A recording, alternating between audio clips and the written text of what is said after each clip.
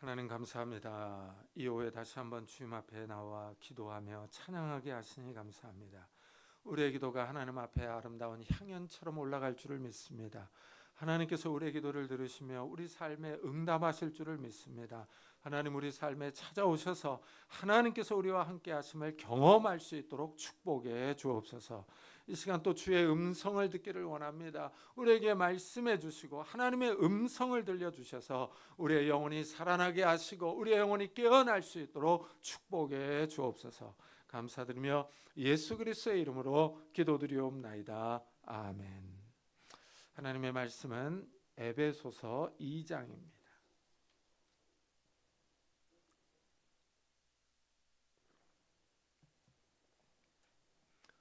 에베소서 2장 11절부터 18절까지 저와 여러분이 한 절씩 교독하겠습니다. 에베소서 2장 11절부터 18절입니다.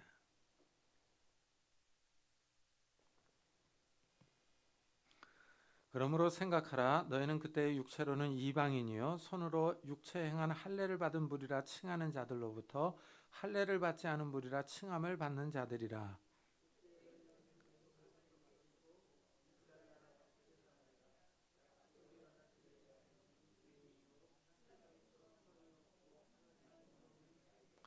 이제는 전에 멀리 있던 너희가 그리스도 예수 안에서 그리스도의 피로 가까워졌느니라.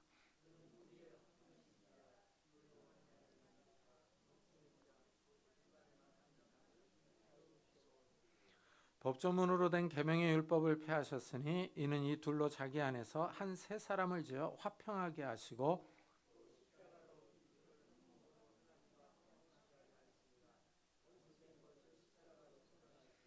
또 오셔서 먼 데 있는 너희에게 평안을 전하시고 가까운 데 있는 자들에게 평안을 전하셨으니 이는 그로 말미암아 우리 둘이 한 성령 안에서 아버지께 나아감을 얻게 하려 하심이라. 아멘.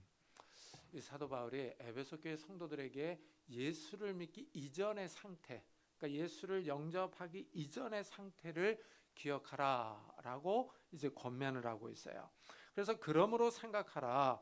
너희는 그때 육체로는 이방인이요 손으로 육체에 행한 할례를 받은 무리라 칭하는 자들로부터 할례를 받지 않은 무리라 칭함을 받는 자들이라라고 말을 합니다.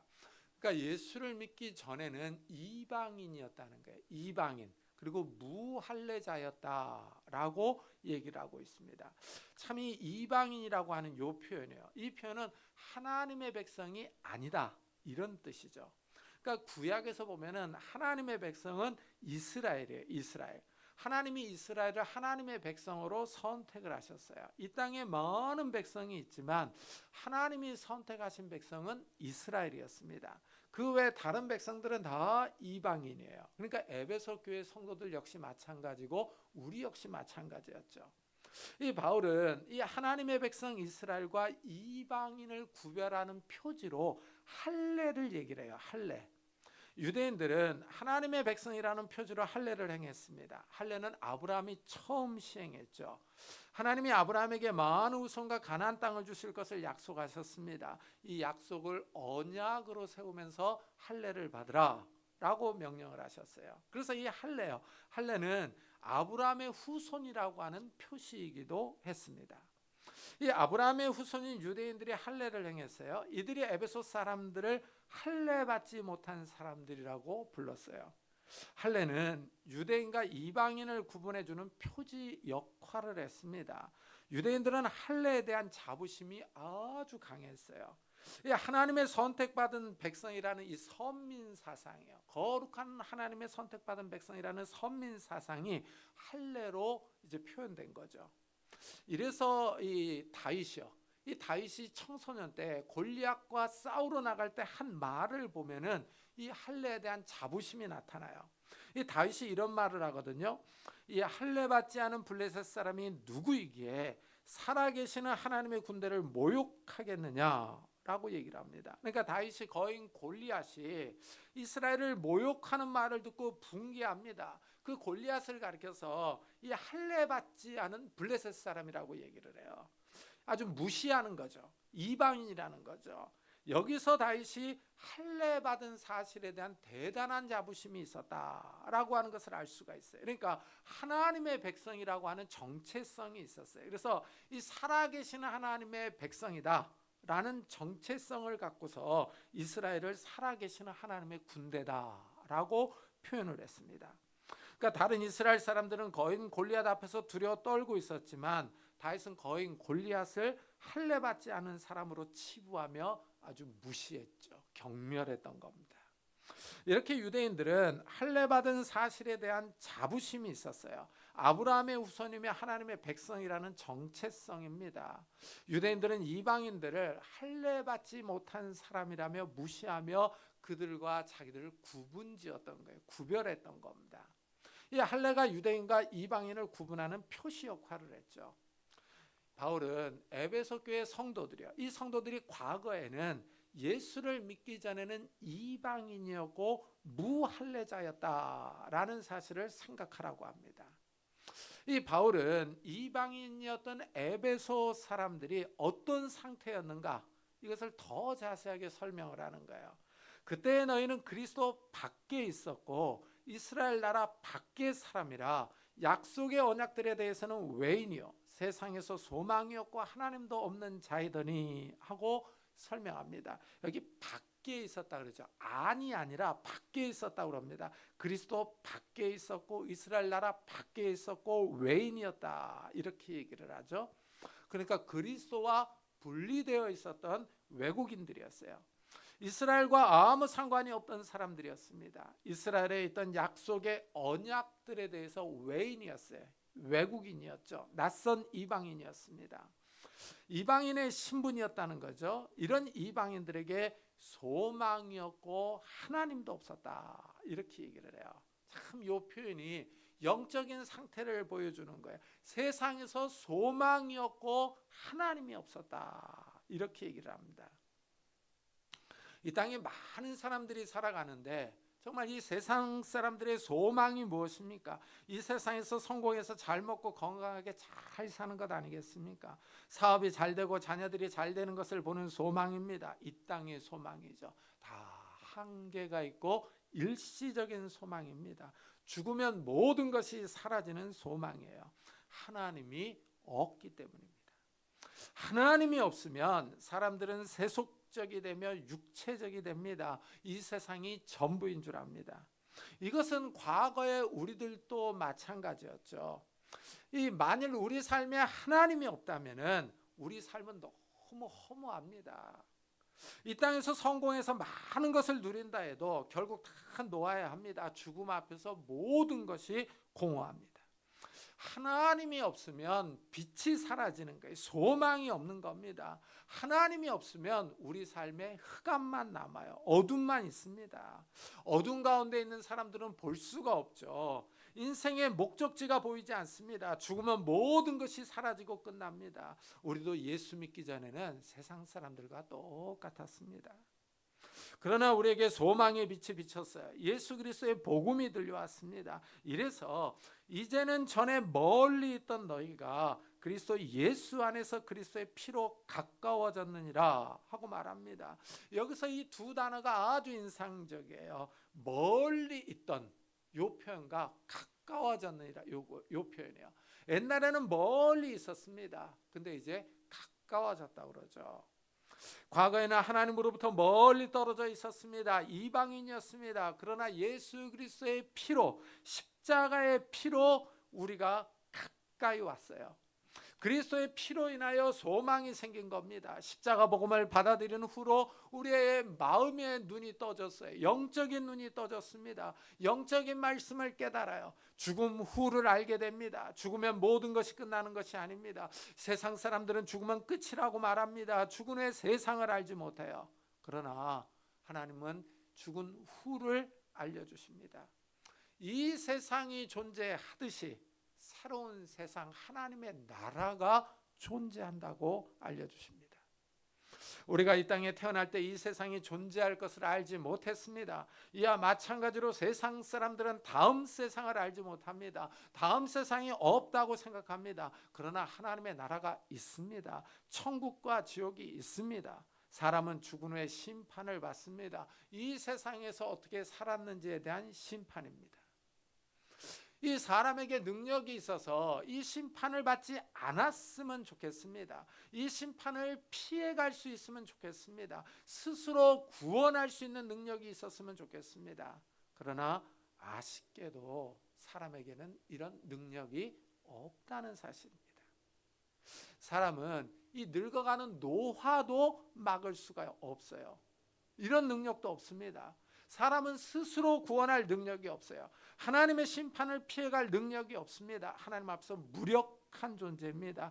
겸손하게 이런 연약한 점을 인정하고 하나님 앞에 나와야 합니다.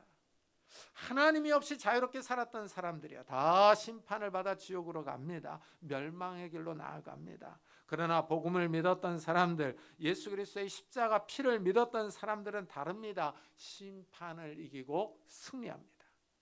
예수 그리스도의 보혈이 사망과 심판으로부터 우리를 구원합니다. 그리스도의 피로 우리가 하나님께 가까이 가는 겁니다. 하나님으로부터 멀리 떨어져 있던 우리가 하나님께 가까이 갈 수 있습니다. 예수 그리스도의 피가 우리의 죄를 씻어주며 덮어줍니다. 우리를 죄와 사망으로부터 구원합니다. 그리스도의 피가 이방인이었고 할례받지 않았던 우리를 하나님께로 가까이 인도하는 거예요. 이래서 우리에게 소망이 있습니다. 구원의 소망이죠. 천국 소망입니다. 예수 그리스도가 우리를 하나님께로 인도합니다. 그는 우리의 화평이신지라 둘로 하나를 만드사 원수된 것 곧 중간에 막힌 담을 자기 육체로 하시고 하고 말합니다. 예수님이 우리에게 평화를 주시는 거예요. 예수님이 십자가에서 인류의 죄를 위하여 돌아가셨습니다. 죄의 삭시 사망이에요. 이래서 모든 인간은 죽습니다. 그런데 예수님이 인간이 져야 할 저주를 대신 당하셨어요. 이 사실을 믿는 사람들이 죄를 용서받고 영생을 받습니다. 비록 육신은 죽지만 다시 살아나서 영생을 누립니다. 죄가 없는 사람이 하나님께 가까이 가는 거예요.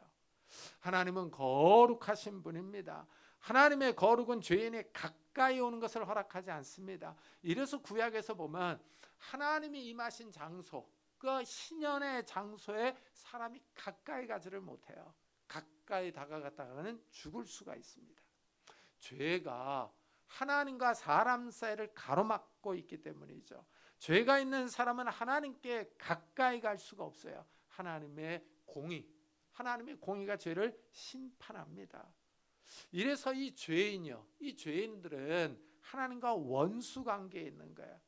이 중간에 하나님과 우리 사이에 이 막힌 죄의 담이요, 이 죄의 담을 예수님이 십자가에서 죽으심으로 헐어버리신 거예요. 예수님이 십자가에서 우리 대신 저주를 당하심으로 하나님의 공의를 만족시킨 겁니다. 이래서 믿는 사람들의 죄를 용서해 주십니다. 예수를 믿는 우리가 하나님과 평화를 누립니다. 하나님의 은혜의 보좌 앞에 나아갑니다. 우리가 이 시간 자유롭게 하나님 앞에 가까이 나아가며 하나님을 찬양하며 예배드릴 수 있는 이유도 여기 있습니다. 예수 그리스도의 보혈의 피가 우리의 죄를 다 씻어주셨기 때문입니다. 예수님의 피가 우리를 하나님과 평화를 누리게 합니다. 또한 예수님의 십자가가 이 율법을 무효화시켰어요. 이래서 바울은 법조문으로 된 계명의 율법을 폐하셨으니 이는 이 둘로 자기 안에서 한 세 사람을 지어 화평하게 하시고 하고 말합니다. 하나님이 선택한 백성 이스라엘에게 가나안 땅을 주시고 그 땅 안에서 율법을 지키라고 하셨어요. 구약은 정말 좋은 시스템을 갖고 있습니다. 남자가 만 20세가 되면은 자기 기업의 땅을 소유합니다. 이 땅에서 목축을 하든지 농사를 짓든지 해서 경제적인 독립을 이룰 수가 있어요. 그 누구에게도 종속되지 않고 자유롭게 살아갑니다. 경제적인 독립을 이루며 자유를 누리며 살아가는 거죠. 이 가나안 땅에서 이제 하나님만 섬기면 됩니다. 하나님이 주신 율법만 지키면 됩니다. 그런데 문제는 뭡니까? 인간이 부패해서 이 하나님을 바로 섬길 수 있는 능력이 없는 거예요. 율법을 지킬 능력이 없는 겁니다. 이래서 이것이 문제였죠. 이 율법을 지키지 못하면 율법이 정죄를 해요. 정죄를 당하면 형벌을 받습니다. 저주를 받아야 되죠. 그런데 예수님이 오셔서 이 율법의 저주를 우리 대신 당하신 거예요. 예수님이 십자가에서 죽을 때 이래서 성소의 휘장이 위에서 아래로 쫙 찢어졌습니다. 이 하나님께 들어갈 수 있는 길, 지성소로 들어갈 수 있는 길이 열린 거예요. 과거에는 대제사장만이 1년에 한 번 속죄일에 들어갈 수 있었습니다. 근데 그 휘장이 찢어진 거예요. 지성소를 가로막고 있던 휘장이 찢어짐으로 우리가 예수 그리스도의 보혈을 의지하고 지성소로 하나님께로 나아가는 겁니다. 예수님이 율법을 폐하셨어요. 예수님이 율법의 요구를 성취하심으로 무효화한 겁니다. 이제 율법을 지킴으로 구원을 받는 것이 아니라 예수 그리스도를 믿음으로 구원받습니다. 새로운 시대, 은혜의 시대가 도래했습니다.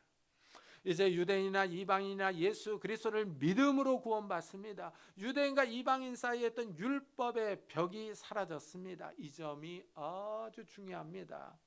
위에서 할례가 유대인과 이방인을 구별지어주는 표라고 말씀드렸어요. 육체적인 표입니다. 유대인과 이방인을 구분짓는 또 다른 표지가 바로 율법이었어요. 율법은 하나님이 직접 나타나서 이스라엘에 주신 하나님의 말씀에 인간을 향한 하나님의 의지와 뜻이 담겨 있습니다. 유대인들은 율법을 소지한 것을 아주 자랑스럽게 여겼어요. 이 율법을 지킴으로 구원받는다고 생각했습니다. 율법에 영생을 얻는 길이 있다고 믿었어요. 이것이 맞죠. 그러나 문제가 뭡니까? 인간이 부패해서 율법을 지킬 능력이 없다는 게 문제죠.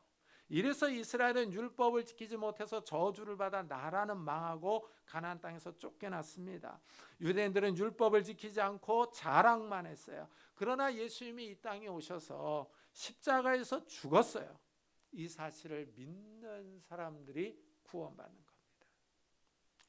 유대인들은 이 하나님의 백성이라는 이 자부심, 정체성이 너무 강해서 이방인들을 아주 부정하게 여겼어요. 같이 식사하거나 교제하는 것을 금지했습니다. 현대 이스라엘 사람들이요. 현대 이스라엘에서 정통 유대인들이 있거든요. 이 까만 모자를 쓰고 이 머리를 이렇게 옆으로 딴 사람들이요. 그 사람들을 보면은 아주 이 선민 사상이 아주 쩔어 있어요. 이 사람들이. 그래서 제 친구가 이제 이스라엘 가가지고 히브리어로 현대 히브리어로 가는 길을 물어봤대요. 정통 유대인한테.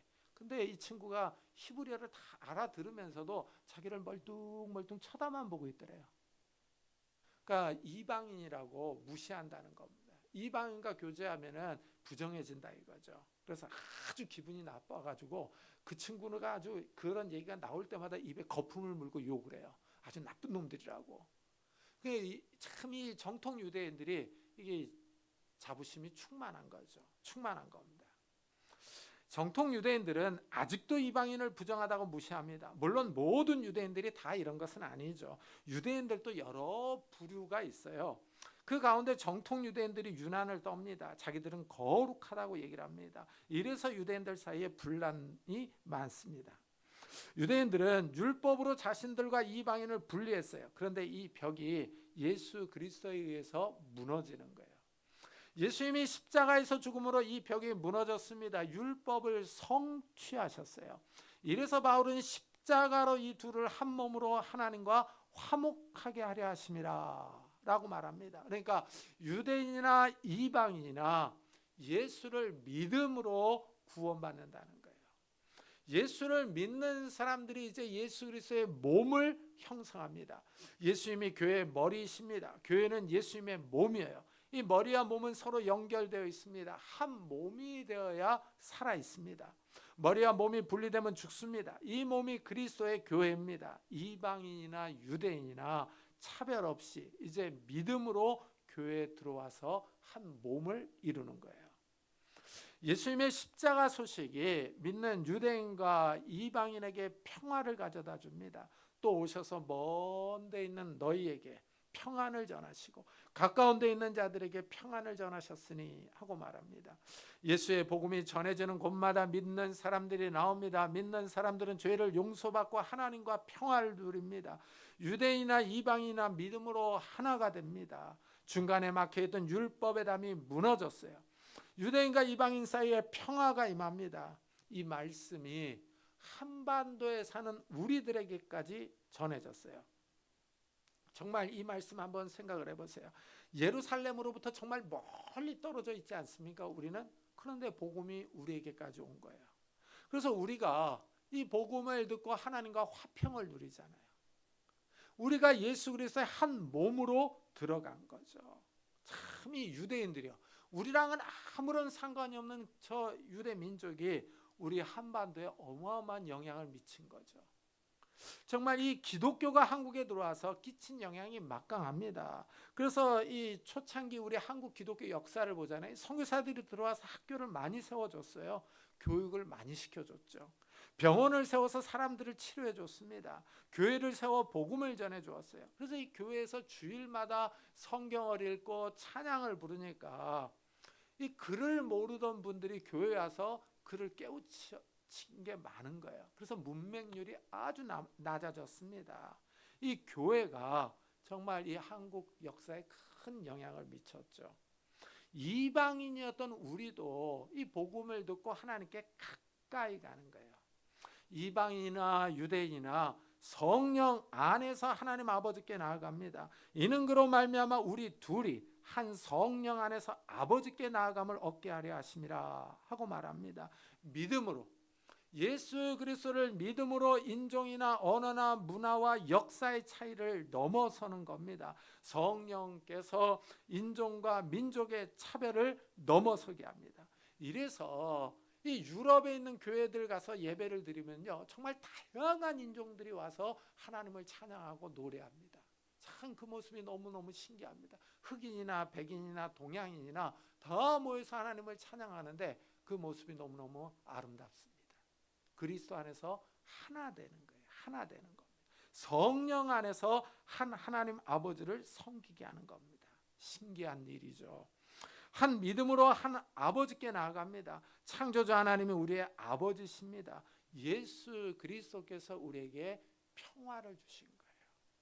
정말 우리에게 이 평화를 주신 예수 그리스도예요. 이 예수 그리스도께 감사하는 성도님들이 되시기를 예수 그리스도의 이름으로 축복합니다. 기도하겠습니다. 우리 한번 들은 말씀을 생각하면서 우리에게 평화를 주신 그 주님을 찬양하며 정말 주님의 앞에 더 가까이 가게 해달라고, 말씀 앞에 더 가까이 가게 해달라고, 정말 믿음에 바로 서는 성도들이 되게 해달라고 우리 한번 자기 자신을 위해서 기도하고 예배 마치도록 하겠습니다. 하나님 아버지 감사를 드립니다. 오늘도 거룩한 주일에 이 오후 예배를